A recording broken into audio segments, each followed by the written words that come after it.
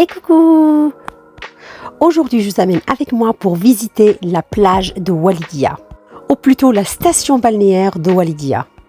Actuellement, nous allons sortir de la ville de Safi par Sidi Bouzid. On est passé par Ras El Fa, par la faculté et par l'école de la marine. Nous avons pris la belle route côtière. Ça se voit que j'étais archi contente par toutes ces belles et ces belles paysages, ces beaux paysages que je suis en train de regarder. C'est juste magnifique. J'ai essayé de vous filmer un peu comme je peux pour avoir vraiment des beaux paysages. C'est pas facile quand la voiture elle bouge de ouf.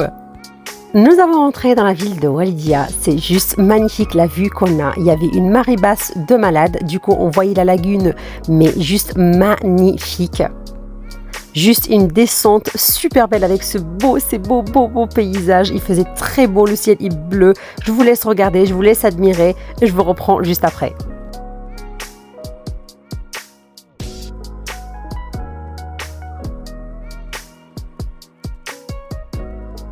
Nous avons garé la voiture juste à côté des villas, qui est juste à côté de la mer. Nous avons décidé de s'installer sur la plage où il y a la lagune, où il y a le moins de vagues. Et bien sûr, il n'y a pas du tout de vagues. Pour les enfants, nous avons fait une petite location de deux tables, chaises et parasols à 9,90 dirhams le tout. Le ventre commence à creuser et du coup, nous allons manger sur la plage. Et oui, le grand avantage de Walidia, c'est qu'on peut manger sur la plage du poisson grillé que vous allez choisir, qui vient juste frais, qui vient juste de pêcher. On choisit ce qu'on veut et on mange. Là, on a mangé pour 6 personnes, pour 150 dirhams. Et on trouve quand même qu'on nous a juste un peu augmenté les prix. Sinon, apparemment, c'est juste 20 dirhams par 6 sardines, je crois, avec salade et pain, qui est équivalent à peu près à 2 €. J'ai décidé de faire la sirène, mais comment vous dire que ça tournait à un temps plutôt qui est tombé dans l'eau directe. Comment vous dire que c'était la honte internationale. Nous avons décidé d'explorer les environs, le côté un peu sauvage derrière. Alors comment vous dire qu'on n'a pas du tout regretté parce que c'était juste magnifique. C'est là vraiment l'endroit où il y a les pêcheurs, où il y a les gens connaisseurs, les gens vraiment de la ville qui connaissent par où sauter et tout ça. Et c'est juste magnifique. Ciel bleu, mer qui est géniale avec des vagues raviviantes, bref qui ravivit le corps et l'âme de ton âme de chez l'âme. Nous avons pris aussi Zerria, la pipasse marocaine, la petite noire là. Ça faisait très longtemps que je n'ai pas mangé. Et maintenant, on part dans la grande. La grande, c'est vraiment le côté où il y a les vagues, les vraies vagues. Mais franchement, je peux vous dire que le paysage était juste divin, magnifique, avec tous ces oiseaux marins. Oh, mais c'est magnifique. Par contre, pas mal de vagues.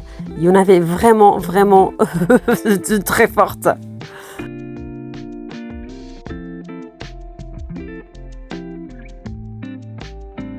La mer aussi a rejeté beaucoup d'algues, dont cette algue magnifique qu'on a trouvée. Il y avait un pêcheur, j'ai réussi à rattraper des petits trucs qui jetaient à l'intérieur des poissons pour les donner aux oiseaux. Nous sommes tombés sur un pêcheur qui était juste adorable. Il a montré aux enfants, ils étaient très curieux pour savoir comment on fait pour pêcher les animaux, les poissons. Il leur a montré comment on fait exactement avec les appâts et tout. Et il a réussi à leur montrer aussi comment on jette la canne à pêche dans la mer pour qu'elle puisse prendre. On dit quoi? L'hameçon? Oui, l'hameçon. N'importe quoi. Je remercie d'ailleurs ce pêcheur pour sa patience, sa gentillesse et sa serviabilité. On dit ça comme ça? Nous sommes tombés aussi malheureusement sur cette tortue morte. À ce passage-là, c'était vraiment la meilleure expérience que j'ai jamais faite.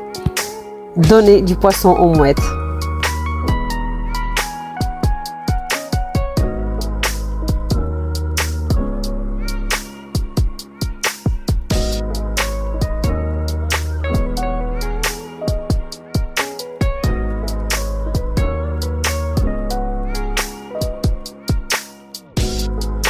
Je vous remercie d'avoir regardé la vidéo jusqu'au bout. N'hésitez pas à vous abonner, à me laisser un petit commentaire pour me dire ce que vous voulez voir par la suite.